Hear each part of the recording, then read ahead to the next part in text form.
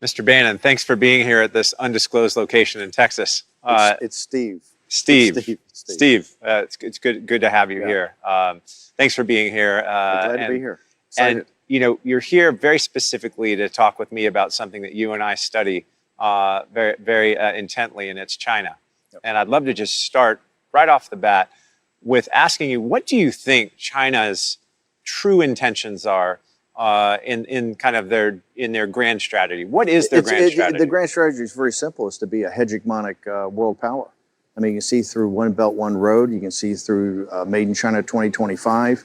You can see through everything they're doing, their strategy of being like the East India Company in sub-Saharan Africa, what they're doing in the Caribbean, now what they're doing in Latin America, the economic war, what we call all forces of government, right? All areas of government focus on the economic war against the United States, their military buildup, they're basically trying to close the South China Sea. It is the most geopolitically ambitious strategy we've ever seen. Let me be very specific. There are three great theories of geopolitics. You've got Mackinder's theory of the Asian landmass. You have Mahan's theory of cutting off the choke points of the world's oceans. And you have Speakman's theory of keeping your enemy off of the Asian landmass. The Chinese are the only power in world history to ever try to do all three simultaneously. You know, Napoleon and Hitler and others tried to do the Eurasian landmass. Others, the British and the American empires, the British Empire and the American system we have today is built off Mahan's naval strategy, and then Speakman's is one from the early 20th century. What China is doing is with One Belt, One Road, trying to basically connect the old Silk Road all the way up to Italy. As we saw in the paper today, the Italian government, the guys in the five-star, De Maio came back from Beijing. They had a huge thing about, hey, we want to end the One Belt, One Road in Italy, where Marco Polo essentially left.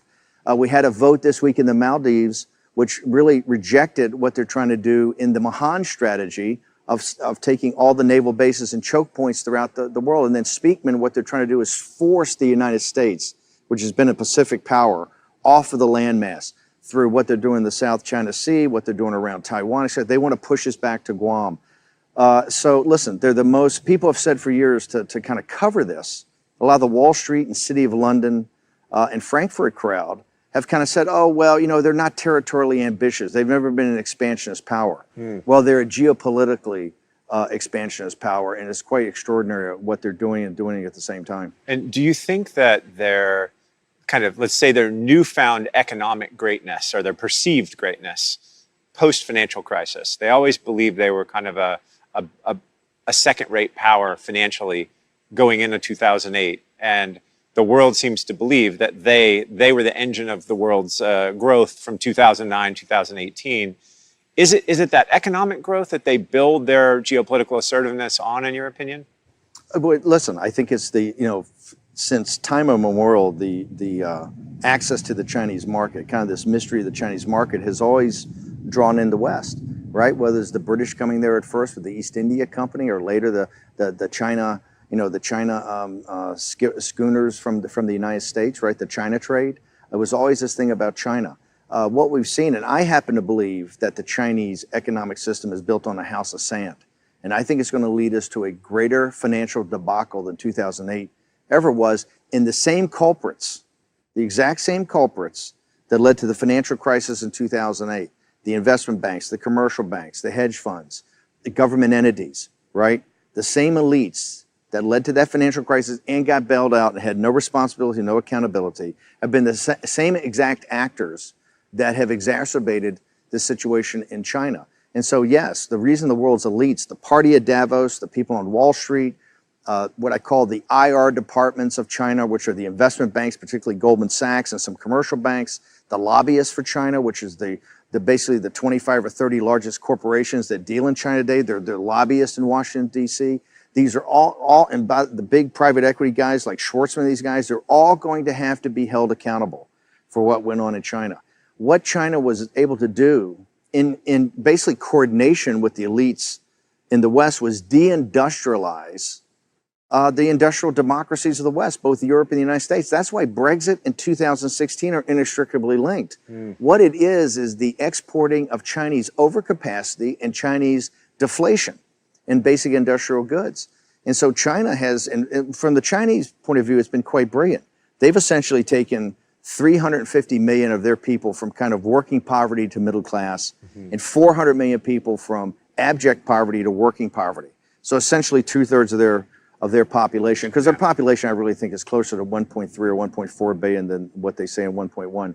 So what they've done is heroic in 30 years, okay, from a strategy point of view. But that has been exacerbated by the elites in the West who basically kind of financed it and brought it along. In fact, the reason Trump was, I think, so special, he said, hey, this is not the way the world has to be. It can be very different. We've basically financed the rise of China. We've built China. And all he heard for years, and what you heard for years is, no, this is what I call the second law of thermodynamics, or this is an immutable law of physics, the rise of China. And what Trump says, no, this is through human agency. It's the commercial banks, the investment banks, the corporations, the kowtowed to the Chinese regime. And one thing I want to make sure, Kyle, I get up in front, this is not about the Chinese people. I served as a naval officer over in China, in the Western Pacific, in the 7th Fleet on a destroyer in the mid-70s. I think 76, 77 is the first time I went to China. I've been involved in China virtually all my life. I've owned businesses over there. I've lived in Shanghai for a while in the French concession. I have a great, not just admiration, but a deep love for the Chinese people. In fact, they have a saying over there called Old 100 Names, which is basically the common man, because there's 100 last surnames in China. So Old 100 Names is essentially the deplorables, right? And those in the Old 100 Names is a sense of common decency, their grit, their determination. What they've been through as a people is nothing short of heroic.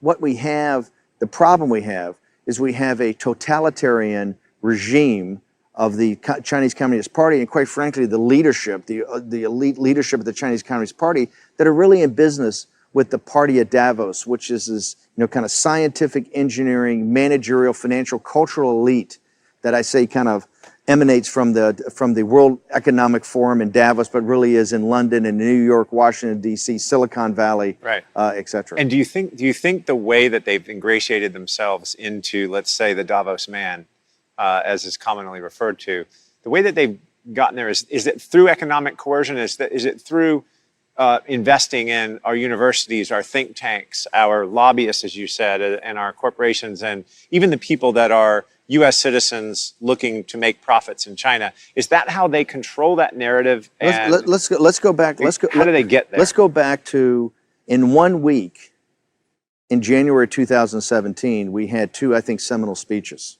Okay, we had the Davos speech of President Xi, okay, which was the high hosanna to globalism. Yeah. And it was, to me, repulsive. Repulsive.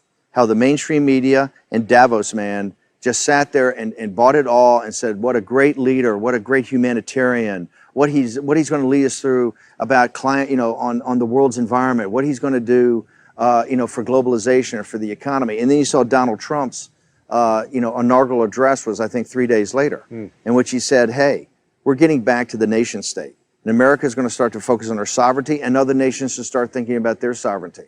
But this globalization and what's coming out of Davos is stripped our sovereignty from us, and we're going to reassert that. And 2 years later, which happened this week, was Mike Pence's speech about the new strategy of the United States, which has really been going along for quite a while, which is now kind of engaging China, right? An engagement with China, but not like Henry Kissinger and not like the Thucydides trap crowd. And I know you did this seminal interview with Graham Allison, but not what those guys want, which is to kind of us stumble along and play along with China. This is, this is a direct confrontation with China to say, we're not going to take it anymore. You've been in economic war with us, and we're going to reassert us. Your question about how they ingratiate themselves, they're the guys who wrote the biggest checks. Right. They wrote checks to the universities. They wrote checks. They've essentially bought off the City of London and Wall Street and the corporations. You should know. I say this in a sense of kind of anger. The great investment banks in London and in New York became the investor relations department for this regime, okay? In the pursuit of profits. In the total pursuit of profits. Yes. And corporations became their lobbyists. When Lee He's deputy came to the United States about 4 weeks ago, when they had this kind of last round of trying to put something together in a trade deal, there wasn't much going on, but he sent his deputy and a small contingent to see Steve Mnuchin and the guys at Treasury.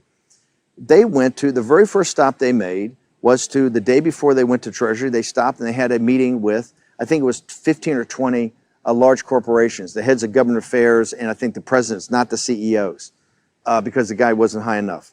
And he basically said, hey, boys, you have a problem, right? And you have to figure out how to help us fix it, okay? Another thing, they had, Wang Qishan announced this kind of financial advisory panel.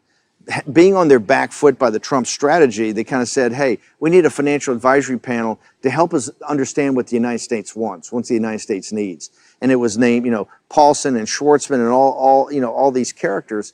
And it's interesting. When they need somebody to kind of come over and, help intermediate with the United States, they go to the same guys that have been profiting on this. My understanding is that people came back and said, hey, the UN General Assembly is happening. It's opera season in New York. My schedule's full. And Wang Qishan said, hey, boys, I don't think you're listening. We're having a meeting. I want everybody to show up. This is general quarters. And so, no, I think when we look back on this, it's going to be, people are going to be absolutely stunned when they see how the elites, right, of the Western democracies and the United States went along with China and exacerbated a situation when it was quite evident they were at economic war with us. Yeah. Going back on this one issue, the way that the influence is being pushed through the corporations, we at our firm know that there are there's a couple of handfuls of corporations that each have more than $1 billion in capital that they're trying to get back from China. And they've been unable to get a dime out of China since November of 2016, when China closed its capital account completely. When you were in the administration, did you interface with any of these companies that were going through a lot of, pardon the pun, red tape, trying to get their money out of China? Listen, the very first thing. Did they come appeal to you? Yeah, I think this will be a big shocker to people. Remember, when Trump won in a complete, upset that nobody saw coming, and particularly you have this post-war, liberal, democratic, rules-based order, okay? The Chinese have done nothing but game the system from day one on every set of rules. The rules are what they determine they are, okay? And nobody calls them on it because everybody thinks they're too weak. And so in the corporations, I think until the corporation's afraid to call them on it? Absolutely. Because 100%. They know if they say 100%. That we can't get our money out, they shut their business off? They'll be shut down. There's a quid pro quo? Shut down. They absolutely fear it. Look at when they came back on this whole, by the way, on the entire situation with the tariffs, and tariffs are just not about tariffs and not about protectionism. That's why Trump's done it at such a scale. Remember, before Trump got here, people were talking about $25, $30 billion of tariffs. It was like, oh my God, that's so huge. Trump's program is $500 billion in tariffs, right, to tariff goods, because he knows the Chinese can't respond. Correct. And here's why they can't respond. People in the United States have to understand one thing. The Chinese look at us as a tributary state to them, and let me explain that. China's been around for 4,000 years, right? They've had good runs and they've had bad runs, okay? But one thing they know, and the reason they're still organized as a nation over 4,000 years, right? They know how to handle allies and they know how to handle bad guys, okay? Now what they've done is they got this system called barbarian management, and they know how to manage barbarians. The way they manage the barbarians is they take the leaders of the barbarians and they give them a taste of the good life. And you're going to be something special. You're going to get a special deal. Now, what happens back into the tributary state is whatever happens, that's your problem. Right. Okay? So in the United States, what they have done for 25 and 30 years is played us as a barbarian state, barbarian management. Okay? They incentivize our elites, and our elites deindustrialize, particularly the upper Midwest of this country. It's the reason Donald Trump's president. Your audience should understand one thing that's important is that, J.D. Vance, the great guy from Yale who wrote Hillbilly Elegies, is the best sociological study of the Trump voter. And it was J.D. Vance who told me, he says, hey, those studies that come out of MIT and Harvard show that there's a direct correlation between the factories that left for China, the jobs that left with them, and the opioid crisis. Because this is not about tariffs. It's actually logic. It's not about tariffs. What this is about is human dignity and self-worth. Those factories went, Wall Street made the money, the corporations benefit from it for lower costs, and devil catch the hindmost on the workers. And so this is what Trump is kind of totally reversed. Now, what China sees us as is we're a tributary state. We send them natural resources, soybeans, beef, cattle, Boeing Airlines and Apple products. Oh, excuse me. We don't send Boeing Airlines and Apple products. You know why? Because they forced Boeing to do a joint venture and they forced Apple to make the products over there. So we're Jamestown to their Great Britain. Okay, and that's why the tariffs at the scale that Trump put them up at, they can't respond to. Okay. Well, what's interesting is let's assume we put 25% on 520 billion. We're literally talking about a little over $100 billion. Yes. And I know that's a lot of money. Yes. But our economy is 19 trillion. Yes. It's still not that functionally meaningful to us, in my opinion. Yes. But I do think it's a leveling of a field. To your point, it's converging. They've been fighting a trade war with us since 2001, and we just haven't fought back. Okay. The average compounded growth of the United States of America from 1946, the end of World War II, to 2000 was 3.5%. Okay? It's the reason we became a superpower. That economic engine that was unlocked and grew every year at 3.5% through good times and bad, on average. Yep. Since China joined the World Trade Organization, when they joined, they got most favored nation, the growth of the United States is 1.9%. Okay, 1.9%. And there's a lot of factors to that, but the central beating heart of it is China. That's because we deindustrialized. We sent our manufacturing over there. Yes, the tariffs in and of themselves on a nominal number, an absolute number, are not huge. But when we look at the convergence of everything, what Trump has done is said, hey, we're at economic war. And we're going to hit back with it. We're going to hit back with the 301s to stop the forced technology transfers. We're going to put these tariffs into the scale they've never seen before. We're going to have the ability, if we so desire, to liquidate companies like ZTE, to basically cut them off from their component parts in the West. They'll be out of business in 90 days. Also, the new things about investments, about these limitation in investments. CFIUS reform. The CFIUS reform that people are talking about. You bring all forces of government together on that and the stopping of intellectual property, you have something. What Trump has done, and this is why NAFTA was so important. You know, people mocked and ridiculed Trump. There's a book out called Fear that Gary Cohn, the president of Goldman Sachs, great Goldman Sachs, and I used to work there, he takes the documents off the president's desk. The book opens where he's taken the NAFTA deal, right, early on in the deal on Korea, he actually takes them off the desk because in his judgment, right, the president wasn't smart enough to understand what he was doing. Well, here's what Trump's done. The new NAFTA deal that he's created is basically setting up a geostrategic manufacturing base to counter East Asia, okay? And Japan is very quickly going to be part of that. A bilateral deal, not some TPP deal where we're just one among many. A direct bilateral deal with Japan as a partner. We've got one with Korea we're updating. And then the EU, Juncker has already told Trump, has already indicated that they're going to be a part of this too. What Donald Trump has done in less than 2 years against the second law of thermodynamics, right? The immutable law of the rise of China. Right. What he's done is reorient the entire world's supply chain away from China. And this is going to have economic growth opportunities that are going to be incredible. And he's done that kind of single-handedly against the fighting of the corporatist lobby, the fighting of the Wall Street Investor Relations Department, et cetera. So that's why I think it's really heroic. It's that policy is one that it's interesting at the timing. If you look at just the let's say the economic laws of China were already slowing down before we decided to fight back. It just so happens to be that this pushback from a tariff, or whether the most elegant idea was the border adjustable tax, which was immediately killed by you and I both know who. I love that one. That was perfect, in my opinion. But now, by the way, tariffs are not perfect. I am a huge believer that, and Paul Ryan and I've had our differences. When he first walked me through that, I said, that's the solution. Exactly right. That's the solution. It's kind of an egalitarian way of going at it. I think, and we all know why it got crushed. Yeah. I think that is something that should be brought back up in very quickly in future years. We could do away with tariffs if we imposed a border adjustable tax. Well, by the way, let's talk about tariffs for a second. President Trump, remember at the G7, when he was lectured by his betters, Merkel and Macron, on the first day, about this whole thing about tariffs, right? He came back the next day for breakfast, and what Trump told the G7, he said, okay, I thought about it last night. How about this?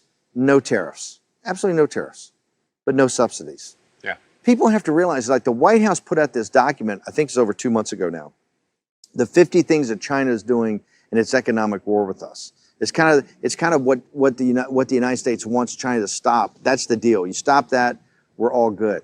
When you look at that, it's not just the tariffs. It's the investment in state-owned industries. Yeah. Remember, they have free land, free electricity, free land. What they've done. Look at what they've done in steel and aluminum throughout the world. Look what they've done with shipbuilding. You can go every heavy industry. They've gutted.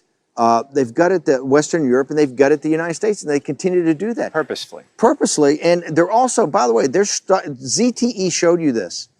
They have to create, I think it's some number of 11 million jobs a year. They're under enormous internal economic pressure to create those jobs. They can't afford to have 150,000 high value added jobs at ZTE just go away. Same thing with the steel. They're kind of caught on the wheel now. I mean, they're the first to admit they have to keep adding capacity, right? Because they got to keep these guys working. So I think that that's why the Chinese model and all this happy talk that comes from the West about the Chinese model, when you really look at it, and I know you are one of the world's handful of experts that I think it looks at the numbers as they really are and not what people hope they are and not how they're spun by China. Because every number that comes out of China, to me, has to be questioned, verified, trust, but verified.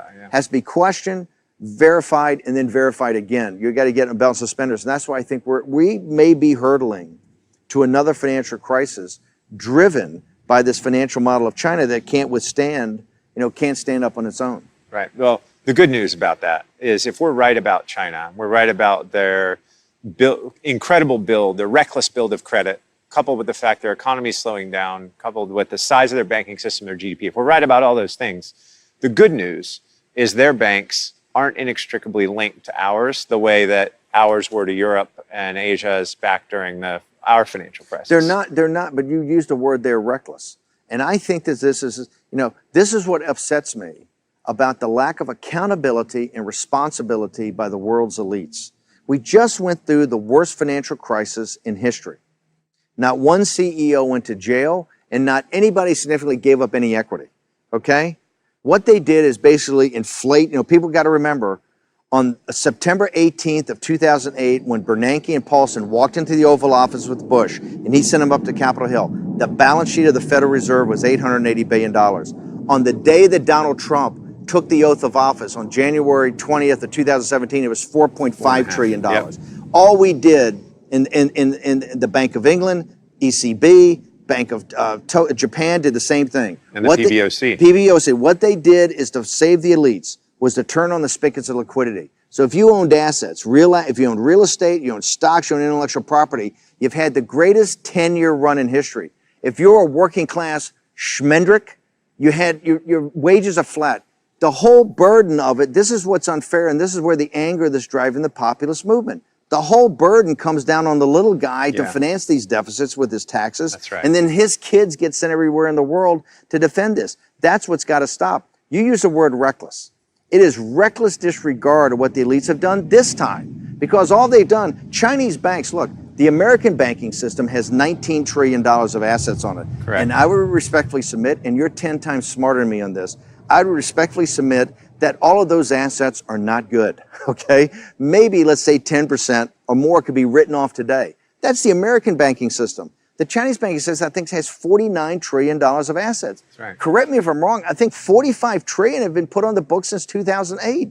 This is completely reckless. Now, thank God they're not interconnected through the SWIFT system with the rest of the banks. Or through derivatives. Derivatives. Yeah. And by the way, the reason is, and this is another tell, because none of the investment banks or none of the guys want to say, whoa, we can't hook up with China, right? Because they all stopped themselves from doing it. They all limited their exposure to it because they understand when it implodes, they don't want to be taken down in the first couple of minutes. That being said, those banks are going to implode. Nobody can put those kind of assets on, okay, and have a great banking system. Yeah. This is a total and complete sham. And in The Economist, in the Financial Times of London, all the elites, all the conferences they have. You had Richard Haas on this morning on Morning Joe. Richard Haas from the Council of Foreign Relations. And all he's doing is beating up Mike Pence and Donald Trump from Pence's speech last night. You know what he's saying? He's saying, hey, all my Chinese colleagues, all my buddies in China, they're telling me They don't know what the United States wants. They came over here. They want a deal and they want to be our partner, but we keep moving the goalposts. That is reckless for him to say that. Yeah. He fully understands what the issues are, okay? And he sits there on a general news show in the morning that, basic voters watch and starts putting this stuff into their mind is unacceptable. I got to tell you, Kyle, that's what I think what you're doing here, what you're doing with your work and other things. There are a number of people like yourself that are sitting there going, this can't continue. And people are going to be held accountable for this. If the elites think they're going to skip on this one, it's not going to happen. The reason Donald Trump's president, the reason you're seeing these populist revolts, whether it's in Italy, Germany, France, throughout the world, in Brazil this weekend, okay, in Argentina, in Pakistan, is the reason is the little guy is fed up with a group of elites that know better, right? And to take care of themselves, they will play ball with anybody. You're right. And when you talk about the Chinese banking system, let's assume that it has to restructure. What they'll do, they're very smart. The people that run the PBOC and SAFE. Let's talk about this. Here's how smart they are. When we went over with Trump's visit, remember, they didn't make any of the changes. They weren't going to let us in on anything else after that, except they would open up the finance sector. Says the spider to the fly. Exactly. That's They've already wrecked their financial system. Oh, we'll open it now up you can invest. Now right? you can invest. Why does the world not see this, Steve? The world absolutely sees this. They're starting to see it. Hang on. No, the Kyle, world's Kyle, economists are just starting to see this. No, Kyle. You are much too kind. You're a good man, okay? You've got to call it like it is. It's bullshit. Okay, they know exactly. You're telling me the guys in the Wall Street Journal, the Financial Times of London, the Economist, these smart guys in these think tanks don't know exactly what's going on? Some moron like me can look at the balance sheet of these banks and say, hey, guess what? I think we have a ticking time bomb, right? But you know what they say? But it's China. That's what I hear all the time. I agree with you, but it's China, so we're going to keep writing what we write. Yeah. That's got to stop. China must be, okay, we cut a deal with them in the late 90s. Remember, you had a spectrum back then of the China cheerleaders, the rational accommodationists, and the hawks. Okay, so let's talk about this. Back in 99, that was the pitch from the appeasers. And people have to understand it's both political parties. This is not about ideology. This is all Democrats and Republicans, okay? Yeah. When they're talking about China, they're just trying to figure out how to get more money in their own pockets. So the cheerleaders said exactly what, hey, it's China. Once we get them into the most favored nations, once we get them into the WTO, they're going to turn out to be liberal capitalists. They're going to, they're going to vote. Liberalize their economy. They're going to democratize. They're going to let us invest in everything. They're going to be middle class. Yeah. They're going to be. It's going to create a rule of law. Maybe? Rule of law. Rule of law. It's going to be nirvana, and they're going to be okay. So we know 17 years later. Guess what? They're a totalitarian regime, mercantilist regime. They've got a system that works for them, for the elite, for their regime, and it works well. Now you have two sets of folks. The cheerleaders are gone. Nobody's a cheerleader.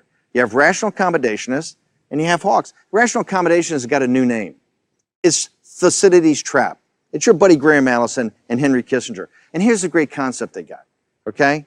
Their great concept is America's a declining power. China's a rising power, like Athens was a declining power and Sparta was a rising power. Yeah. And what you have to figure out to avoid a global conflict, which is like 16 times in world history this has happened, and 12 times they just weren't wise enough to take it. What has to happen is the declining power can figure out how to nudge the rising power to kind of get into their system. Now, you'll always be the junior partner, but you'll make the big guy kind of work with you and everything will be happy. This is the exact same nonsense from the exact same people, from Allison Graham and from Henry Kissinger, that they spun on Nixon in the late 60s about Russia. Let's go back in time. Yeah. The same exact pitch. Russia's a rising power. America's a declining power. And what we have to do, we need détente. We need rapprochement. We need to let them have their sphere of influence. It was bullshit then, and it's bullshit now. Ronald Reagan came in and said, hey, you know what?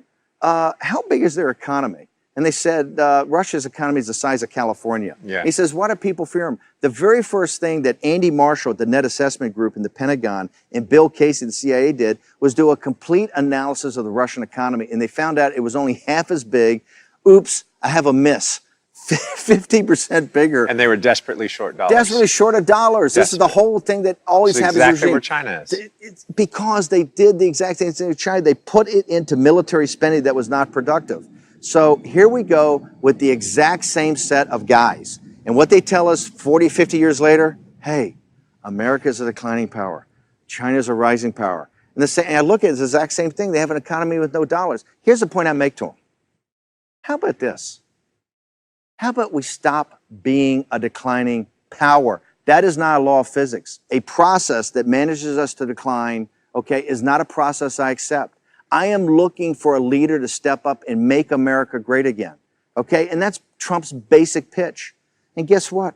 In 2 years, he proved the Chinese are a paper tiger. When you think about, again, their grand strategy, our pushback, and where we are in the globe today, what do you think China's next step is? If you were predicting what their next step would be, given our assertiveness that we've stepped forward on the economic, call it, side of the coin and pushed in some tariffs and are starting to reassert ourselves. You see, what do you think they're going to do? Number one, they want regime. What's textbook? They want regime change in the United States.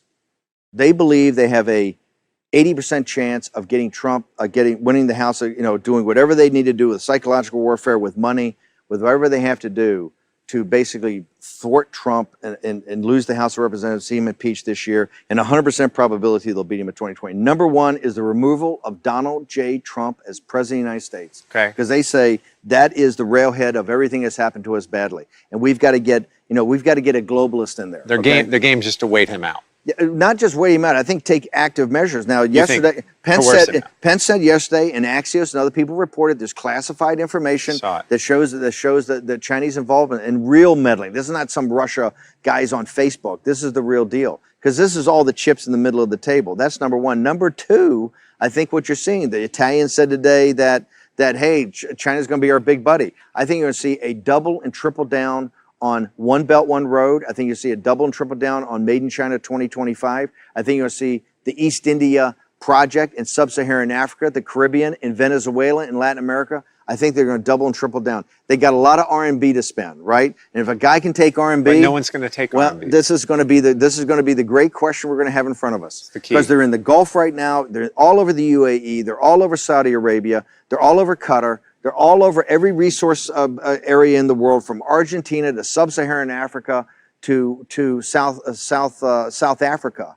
And they're going to try to see it geopolitically. The number three, because remember, in the great textbook that they put out and basically printed in English in the late 90s, written by these two brilliant colonels in the Chinese War College, called Unconventional Warfare. Unconventional Warfare. Admiral Liu? Yeah. It's a book that should be read by everybody. Is that because it laid out China's strategy. They said there's three types of warfare. There's information warfare, there's economic warfare, and there's kinetic, or kind of guns up warfare. And what we want to do is avoid kinetic. Because the one thing America can do is kick your ass, right? So we want to avoid that, okay? And so let's focus on information and economic warfare. And they've run the tables. I mean, it's textbook. You go back and read that. They've done exactly what they said they're going to do. I think, and I believe, that given the fact that Trump is now converging all forces of government power onto the economic warfare, and they are taken back, and the regime is under huge pressure, because I believe the Deng Xiaoping faction and others, even at the highest level, who believe in collective leadership, have said, hey, what we have here is a cult of personality. You mean the ones that haven't been jailed or killed yet? The ones that haven't been jailed or killed yet have sat there and go, Deng believed in working with the West. Yeah. Deng believed in reform. Deng believed in opening up. But Deng believed in being a good partner, and particularly keep your lights down. Don't get up in somebody's grill. That what they see with Xi is a return to the cult of personality of Mao. Yes. And he's under tremendous pressure internally. I believe, I said on my radio show, and everybody quotes me on this, back in, I think it was 2014 or 2015,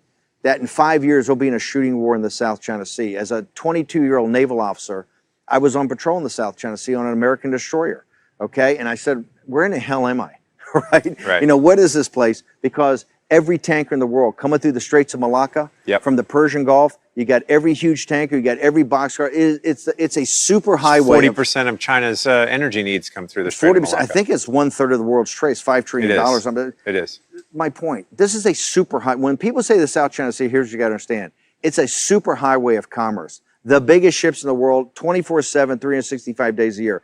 What China did, and they came to the Rose Garden in 2015 and looked the American people and the American president lied to them. They built essentially 7 or 8 stationary aircraft carriers. They call them reefs, or these are stationary aircraft carriers. Mischief Reef, Scarborough Reef, all these.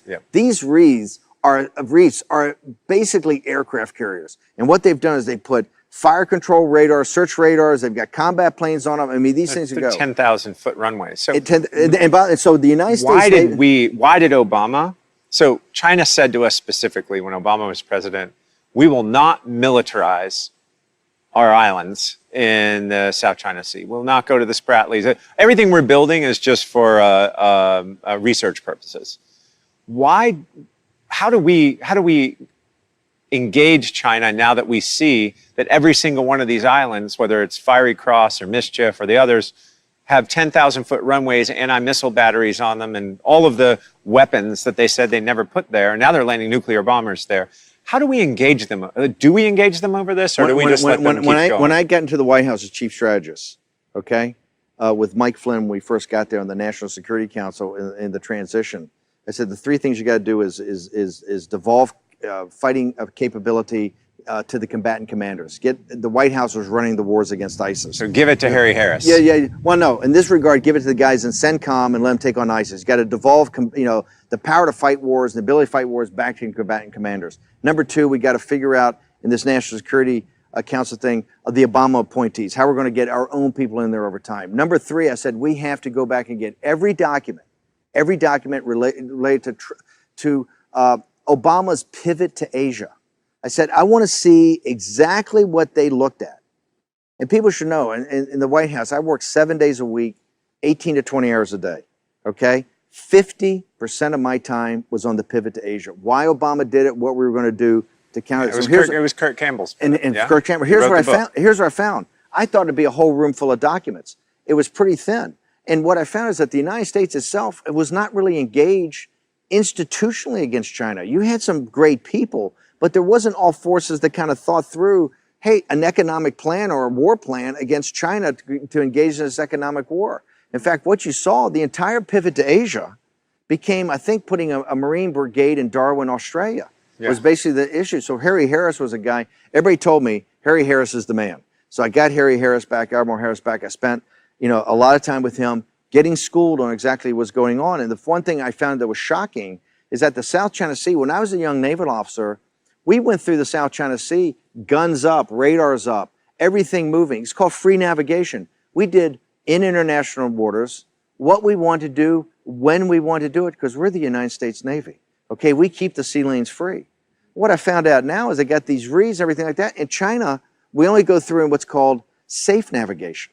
You go through with your radars off, no fire control solutions, like a good little boy. Just kind of go, and you're basically asking their permission to go. The South China, I was unaware. The South China, they consider when they lost in the international court, China considers the South China Sea to be an internal sea to China. I know. They consider the 9-dotted line of 1949 the 9-dotted line is a joke. They think it's a territorial sea. I know. They are not prepared. The first thing they'll tell you that the territorial integrity and the sovereignty of China is not to be questioned. Not to be questioned. And they consider that 9-dot line, the more people put it into documents, the more people put it on TV shows, the more people that re-infer that meme they want, because they believe that that's reality. Yeah. You ask me what's going to happen? The South China Sea, I said on my radio show 5 years ago, we're being a shooting war. The South China Sea, the situation in Qatar and the Persian Gulf and the South China Sea are the 2 greatest hotspots in the world for a global conflict to start, okay? Yeah. Not Korea. Korea is a vassal state of China. The whole Korean thing is nothing but a Chinese drama, okay? And President Trump's doing an amazing job on it. The South China Sea is a flashpoint, and you saw the other night, as a former naval officer, I'm telling you, those 2 ships, you had an American, the USS 50 Decatur, feet apart. The USS Decatur was on patrol. Yeah. And you basically had a Chinese destroyer come up and play chicken with it. 50 feet apart. If those two ships had hit, what would have happened? First off, 200 or 300 sailors would have died. Okay, absolutely. If those two ships had hit at the speeds that they were going, the relative speeds they were going, we would have had a catastrophe. Okay, now I don't know what could have happened to the weapons or what could have happened to the fuel, but I'm telling you, at the speeds, what the Chinese did was reckless. And that was a challenge to us. Remember, what the Decatur did was go 12 miles from one of these reefs, okay? Now, what the Chinese say is within 15 miles is their territorial water. They said it was a violation of their sovereign territory for the United States Navy to come 12 miles off a reef that they built into the South China Sea. My recommendation is I think the President of the United States, Donald J. Trump, who to me has been very even-handed with China and really, tried to build a relationship. I think you ought to give the Chinese 72 hours to take every radar, every offensive thing on a military, all the jets, everything out of the runways, everything off the islands. You get 72 hours to take it all off. And on the 72nd hour and 1 minute, the United States Navy is going to go in there and take it off for them. And then I think they ought to take those reefs and they ought to dismount them and turn them back into international waters. They say the United States is provocative by putting the United States Navy back into the South China Sea to keep the sea lanes open. I happen to believe where this relationship is going and the lack of a real response the Chinese are going to have, that they're going to try to do something provocative in the South China Sea to try to initiate a response. And I think the president ought to be proactive on this. I think you ought to tell them you get 72 hours. If you don't take it off, we're going to take it off for you. And then dare them to stop the United States Navy from going to do it. Wait, you're saying go to a kinetic conflict in 72 hours in a minute. I didn't say go to a kinetic conflict. What I said was if we go to try to take this off, they're not going to let that happen. Well, the international courts ruled that it was inappropriate for him to be there. Why don't we enforce that? The party at Davos, when she came and gave that great speech at Davos, they all jumped up about. They failed to say, you just mentioned, they looked the people of the United States in the eye and lied to them from the Rose Garden in 2015 with the President of the United States right next to them.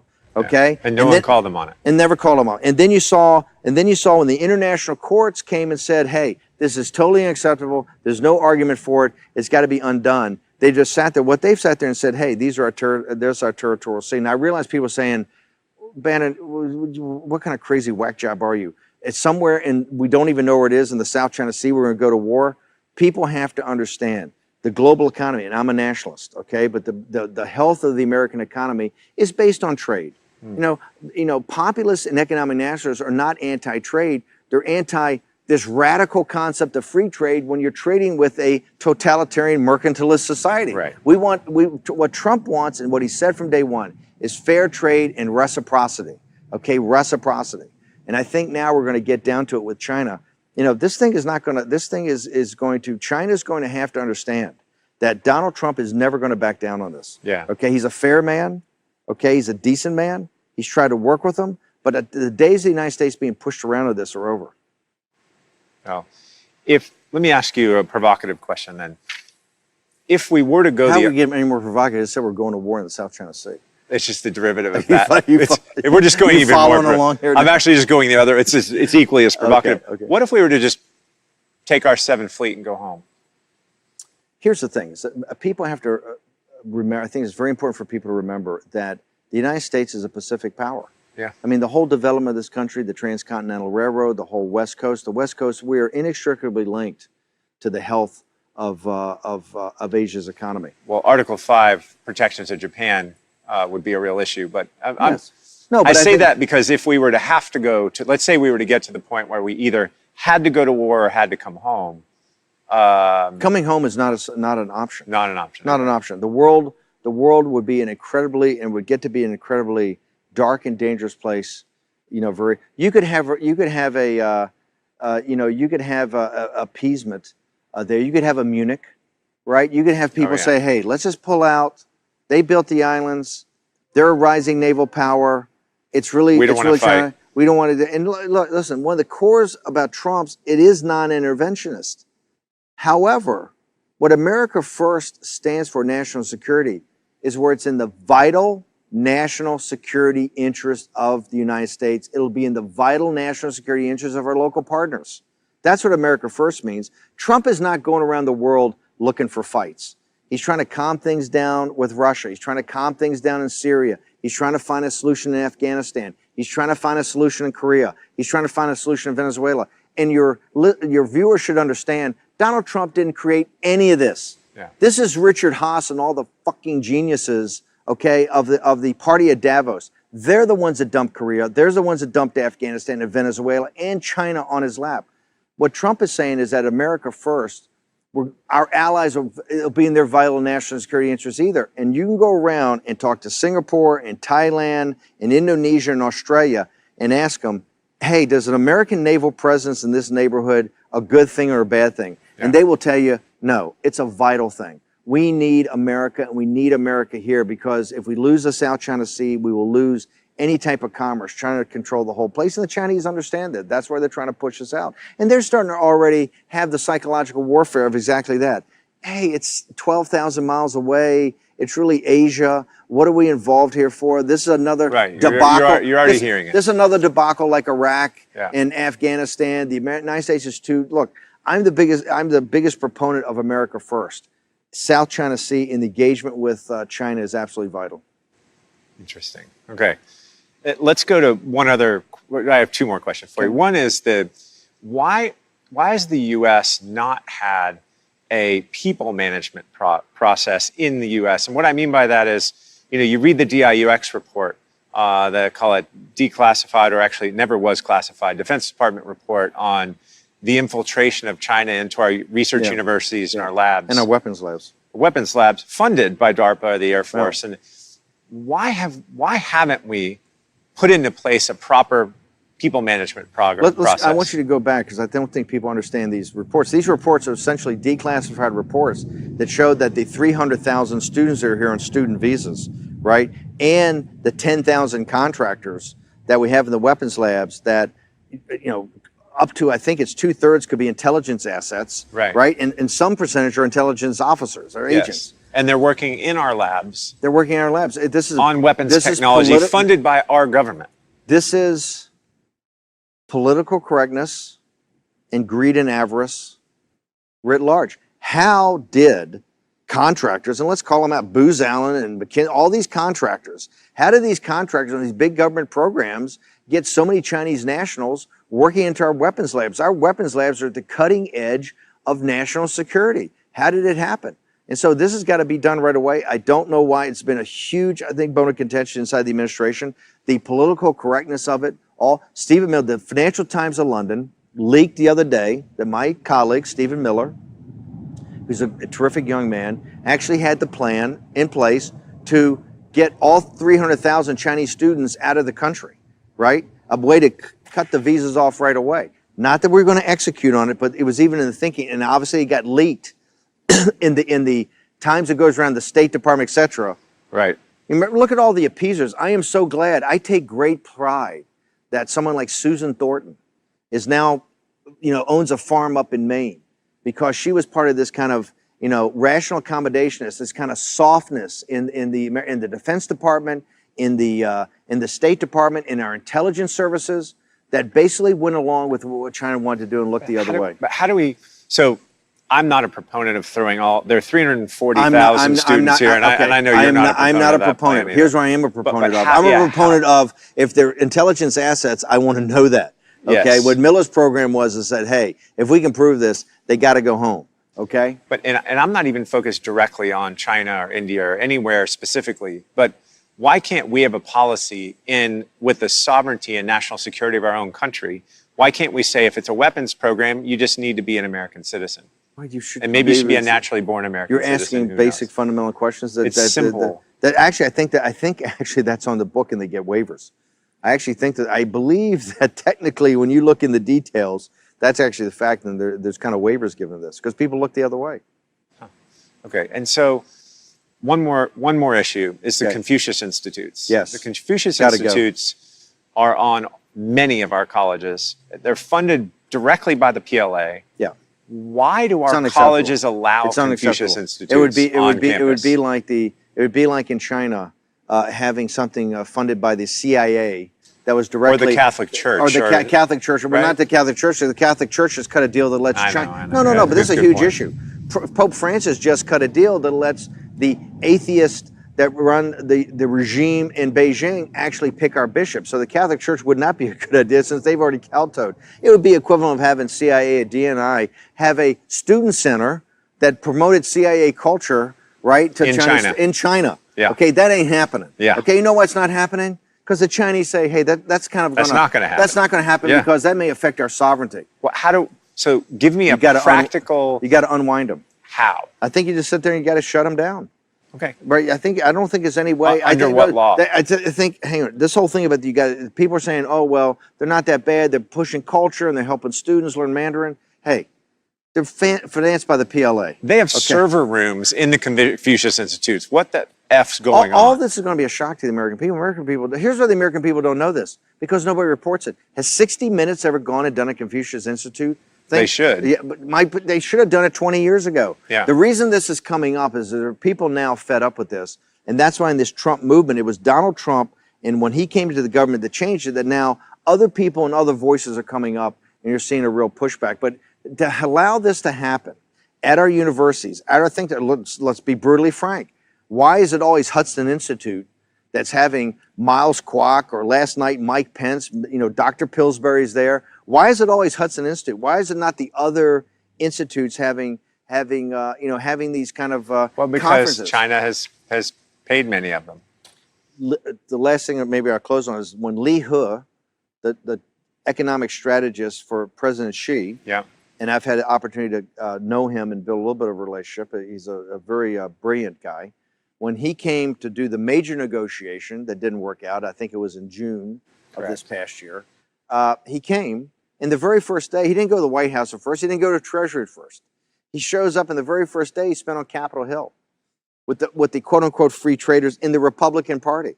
Remember, President Trump's, the greatest blowback he got on this was the Republicans. Yeah. It was the Republicans that went crazy. Oh, you got to do free trade, you got to do free trade. All the nomenclature that we've been using in regards to China has always been dismissed as, oh, that's just China, okay? And so all the nomenclature has just been happy talk. And the words don't really mean what they are. And it's people like yourself, it's people like Miles Kwok, it's people like Dr. Pillsbury that are now starting to question this. And I think you see this whole thing that from quote-unquote engagement to conference, what they're pitting us on now, the new thing is that engagement versus confrontation. And we're being painted as the war party, right? We're the crazy guys who want to go to war. No. What we want to stop is an economic war that's been against the United States. And if you look at the group that's in the engagement process, all they've been in is being tapped along by China in these strategic economic dialogues that didn't go anywhere for 25 or 30 years and put us into the place where we were deindustrialized by a predatory power. And China's predatory capitalism is what they stand on. And so I think I couldn't be prouder that President Trump, and I think that speech, for people who have not seen that speech is going to go down in history as an inflection point, because Mike Pence yesterday, the Vice President of the United States, essentially threw down and said, hey, no more games. We understand what you're doing. We understand what you're up to. We understand you have you have a full force of government against us, and we're going to counter that, and we're going to win. I appreciate that. And, this goes back to when you pull into the Commerce Department, right above the entryway where you drive through, I don't know if you've seen this, there's a quote from Benjamin Franklin. It says, commerce must be fair and equitable. And I think that's where we need to be. I don't think we should be overly punitive. No. I don't think we should be combative. I think we should say we just need a fair shake at things. And what you're saying is we haven't had one. And that's something we believe too. And the good news is I think in the last 6 months to a year, culminating with Pence's speech a couple of days, or actually a day ago, is finally the narrative's changing, despite all of the efforts from those in China. So thanks for being here today. Thanks for sharing this with us. It was really nice. Undisclosed location. Undisclosed location. Yeah. I mean, we're here with Miles. You got to be undisclosed. We got to keep. Except he's live streaming it constantly. So that's I don't know who's more controversial, you or Miles, but we'll see soon. Miles is a whole different league. I'm junior varsity compared to that. Thanks for coming. Thanks for having me.